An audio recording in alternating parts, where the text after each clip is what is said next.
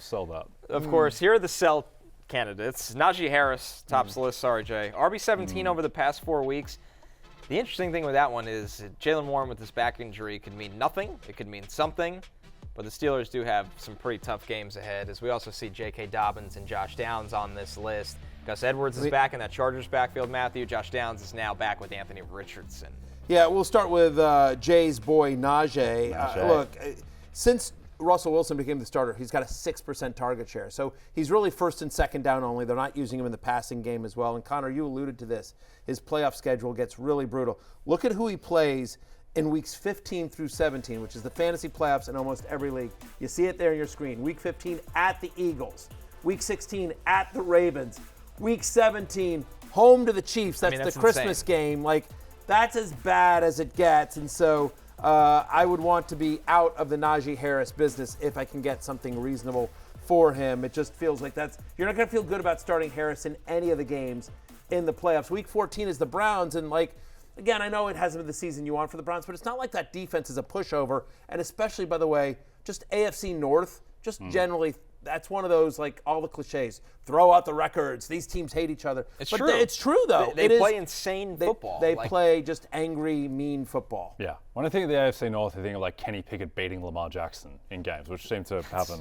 It certainly happened last year. So I think the thing with the Steelers is that they're either going to be underdogs in games the rest of the way, or they're going to go up against great defenses. There's no happy medium. They're going to be definitely going to be underdogs in 5 of the last 8 games, and then home to Cincinnati, they might be the tiniest of favorites there. And just going up against these run defenses is brutal. The easiest games for them are against Myles Garrett and the Browns. It's not great. Right. And by the way, it's not like he has the backfield to himself. Again, you mentioned if this Jaylen Warren injury turns out to be more serious, but 3 straight games, Jaylen Warren's got at least 10 touches. We know Arthur Smith wants to be run heavy, but he's going to split that workload. And listen, if he didn't get a full workload to Bijan Robinson, he definitely ain't giving it to Najee Harris, even though Harris actually does look better this year. I mean, in fairness to Harris, we've had a lot of fun with him over the years, but he looks great this year.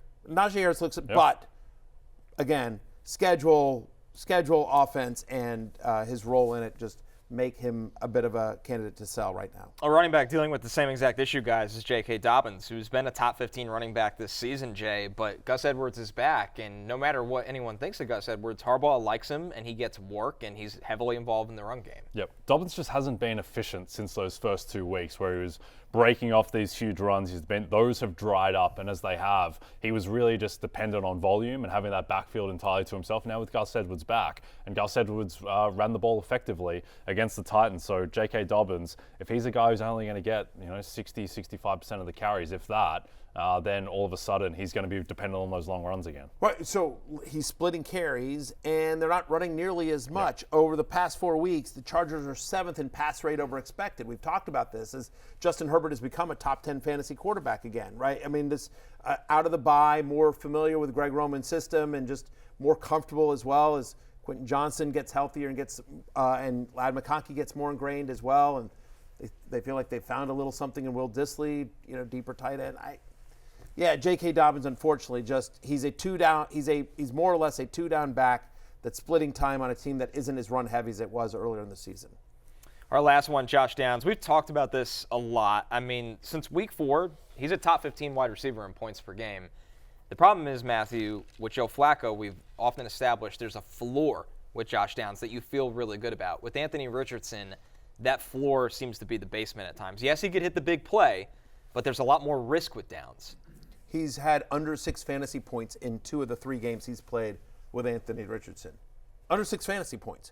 He's caught 50% of his passes from Anthony Richardson so far this season. And so, yes, do we all wish comeback player of the year Joe Flacco was under center for Josh Downs? We do, but he's not going to be. Also, not a great schedule as you look at it. He's got a bye. This is the fantasy playoffs now. You'll see it there on your screen, weeks 14 through 16. So a bye on the day, on win and get in week 14, he's not playing. Week 15, he's at the Broncos. Great secondary. Right, great secondary. Week 16, he's home to the Titans. Number 1 pass defense in the NFL. Yeah. And then, so week 17, he's at the Giants. You like that if you can get there. But, I don't know. It's a risk. It's definitely a risk. We don't love the schedule here for Josh Downs. And by the way, if you're just how am I going to sell him? Well, here's how you sell him, okay? Just clip off this one little piece. Did you know that since week 4, Josh Downs is the 14th best wide receiver in fantasy football on a points per game basis? He's had at least 14 fantasy points in 5 of the last 7 games. Josh Downs is awesome. Okay, now you clip that part, and you don't show him any of the part where we just talked about why you got to get rid of him because of the changing quarterback and the bad schedule and all of that. You know who tried to get him from me yesterday? Backup producer Pete. Close. You know the answer to this. Who is the number 1 Anthony Richardson supporter on the month? Yeah, Lawrence Jackson. At Lord Don't Lose. Yeah.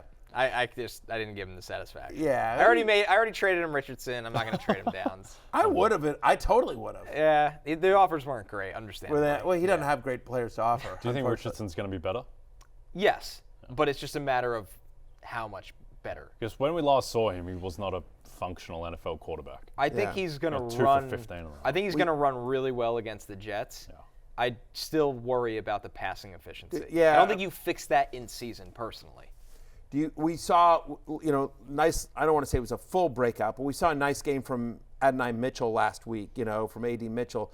Do you think just in terms of how Richardson has played, that we've seen, he doesn't mind throwing it deep. Do you think his skill set maybe aligns more with Mitchell having some more production down the stretch, or no? Is it all Pittman dependent?